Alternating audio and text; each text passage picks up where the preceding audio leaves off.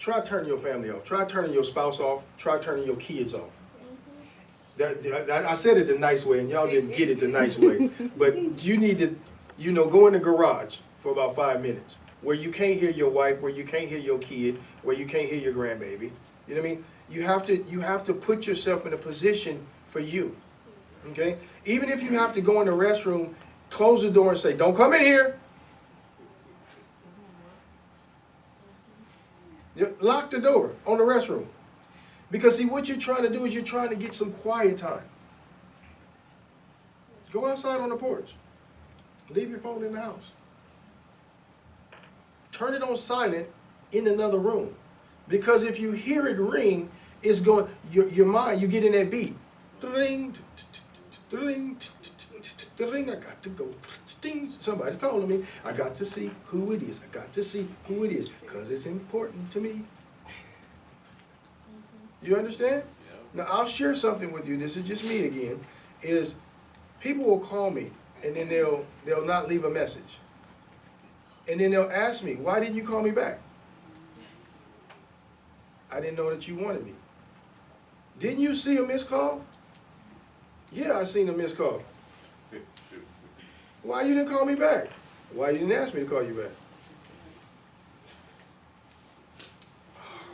What is wrong with you? What's wrong with me? You obviously haven't been taught the proper way to communicate with somebody.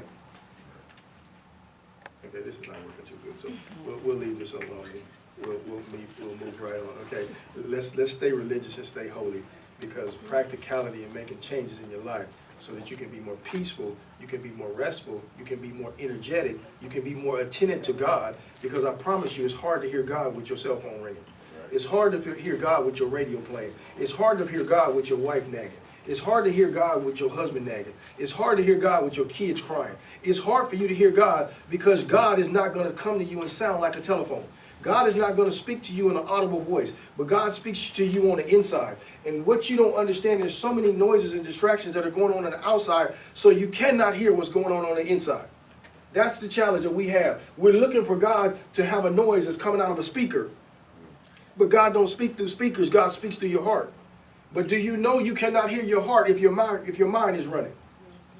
That's why God teaches us about praying in the Spirit. He says when you pray in the Spirit, your mind disengage, because your mind has no comprehension, no understanding of what you're saying, because you're speaking in the Spirit, and that's why you start to have issues when you're praying.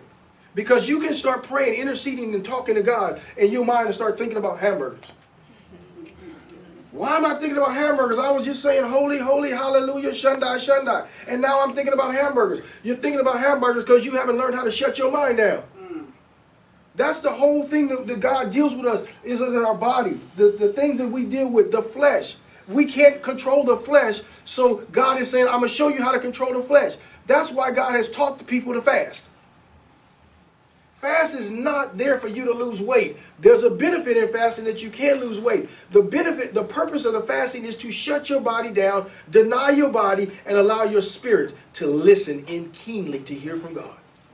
That's the purpose of a fast. Most people say, well, we're going to have a 40-day fast. I have not ever participated in any one of them community-wide fasts. Why, Pastor, have you not participated in those fasts? Because you don't know why you fasted. You fasted for a religious reason. Spiritually, the fast was for you to hear from God. I need direction, so I'm finna shut everything down. I'm going to shut the distractions down. Do you know when you stop eating, your body starts hollering? But do you know after 3 days it shuts down? The voice of your body telling you what to do. After 3 days on your fast, you are okay. You don't even realize food is not even an issue for you anymore after that third day. Isn't it interesting that we doing this in remembrance and he was gone for 3 days?